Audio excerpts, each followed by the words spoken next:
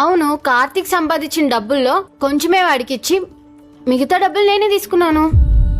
Shop అమ్మిన డబ్బులు కూడా మీరు వద్దంటే నా దగ్గరే పెట్టుకున్నాను. నేను అలా చేసింది కూడా ప్రతి నెల మీరు కట్టాల్సిన ఇంటిలో నేను కడుతున్నాను నా పేరు మీద. రేపు ఆ ఇల్లు మొత్తం అంజలి కొట్టేసే ప్లాన్ లో ఉంది. దానివల్ల మా తమ్ముడికే కదా ప్రాబ్లం. ఇదంతా నీకు చెప్పే చేద్దామనుకున్నామమ్మా, కానీ కార్తీక్ దానికి ఒప్పుకోడు. కార్తీక్కి ఆ ఇంటిపైన ఆశ లేదని తెలుసు రేఖ. సారీ అన్న, ముందు వెనకలా చూసుకోకుండా మిమ్మల్ని ఏవేవో మాట్లాడేశాను. పర్లేదమ్మా. కార్తీక్ ఇంటికి వచ్చాక తనకు నువ్వేం చెప్తావు నాకు తెలియదు రేఖ. మళ్ళీ తిరిగి మీ అన్నయ్య దగ్గరికి పనికి నువ్వే పంపించాలి. మిగతాది నేను చూసుకుంటాను. సరే వదినా, వెళ్ళేసి వస్తాం. రే ప్రేమ్, కార్తీక్ వాళ్ళ దగ్గరికి వెళ్ళి వాళ్ళ ఇంటికి తెచ్చేసుకుందాంరా, ఏమంటావు? వెళ్దాం నాన్న, నేను కూడా మీతో అదే మాట్లాడదాం అనుకున్నా. మరి నేను చాలా మిస్ అవుతున్నాను నాన్న.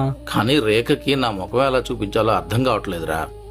తనని ఫేస్ చేయాలంటేనే భయం వేస్తుంది. తప్పదు నాన్న, మనమే దగ్గరుండి అన్నిటినీ సెటిల్ చేయాలి.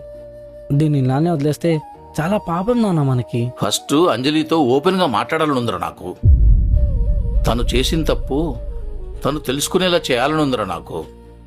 కానీ ఎక్కడ తనను గట్టిగా అడిగితే ఏం చేసుకుంటుందో అన్న భయం రా.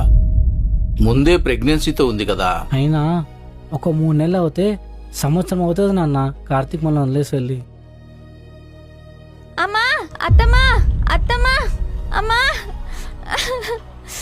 ఏమైందమ్మా? నొప్పి వస్తుంది అత్తమ్మా, నాకు అవ్వట్లేదు. ఏమండి ప్రేమ్? ఆ? అంజలి, అంజలి, ఏమైందమ్మా? అమ్మా, ఏమైంది లక్ష్మి? నొప్పులు వస్తుందంటుందండి. నిన్నే హాస్పిటల్ తీసుకెళ్ళాను నాన్న, అంతా బానే ఉందన్నారు. సరే సరే పదండి, హాస్పిటల్ తీసుకెళ్దాం.